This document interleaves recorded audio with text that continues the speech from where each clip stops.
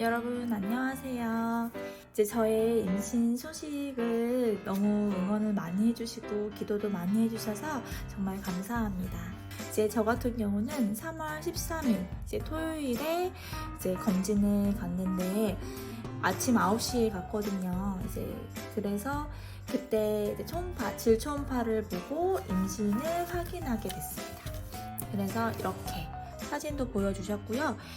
여기 가운데 이제 검은색으로 보이는 게 아기 집이고 이제 동그라미로 보이는 게 난황이라고 해요. 그래서 아직 아기는 보이지 않는 상태인데 이제 저는 크록사는 한 번도 주사를 맞은 적이 없었거든요. 근데 아기 집이 조금 작은 상황인 것 같아요.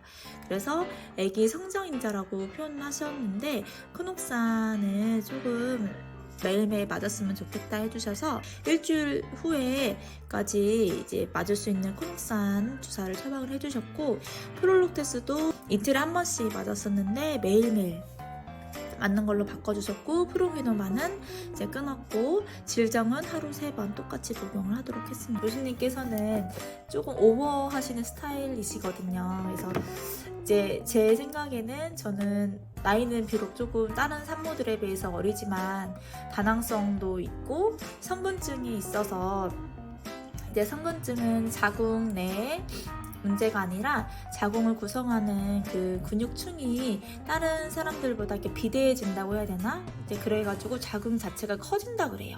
튼튼하지 않는 자궁이 모양만 커지는 거죠.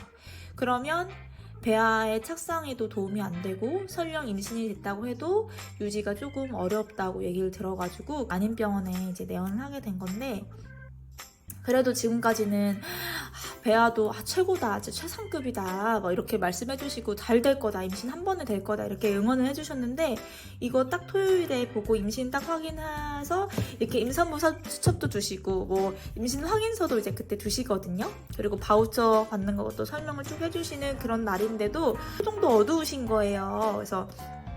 그래서 혹시 출혈이 나게 되면 당황하지 말고 프롤로테스를 맞고 이제 그렇게 해라. 근데 저는 속으로 지금 몸 상태가 나쁘지 않은 편인데 왜 굳이 그렇게 말씀하실까? 이제 이러고 이제 말았었어요.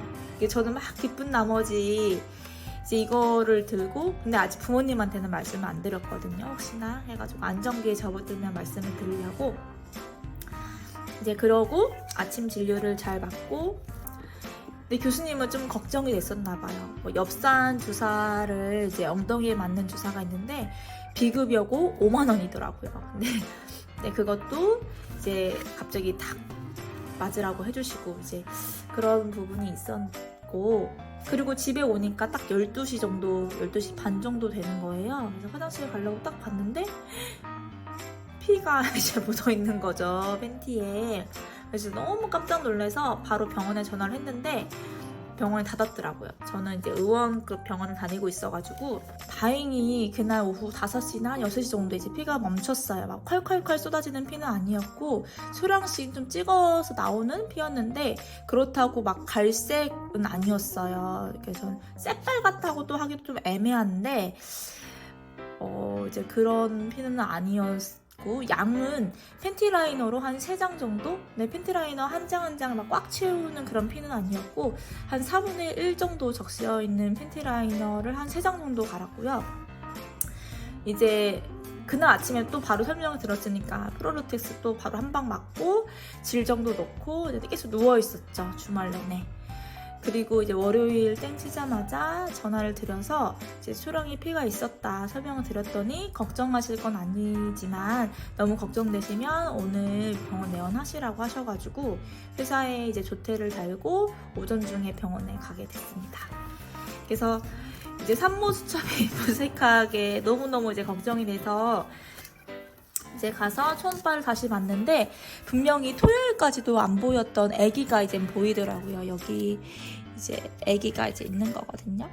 이제 아기가 있고 심장도 이제 보였어요. 심장도 보였고 심장 소리는 못 들었는데 성근증이 있어서 안심할 단계는 아니다 라고 말씀을 해주셔가지고 얼마나 울었나 몰라요. 그래서 좀 많이 울었던 것 같고 그리고 아기 집이 조금 작은 편이래요.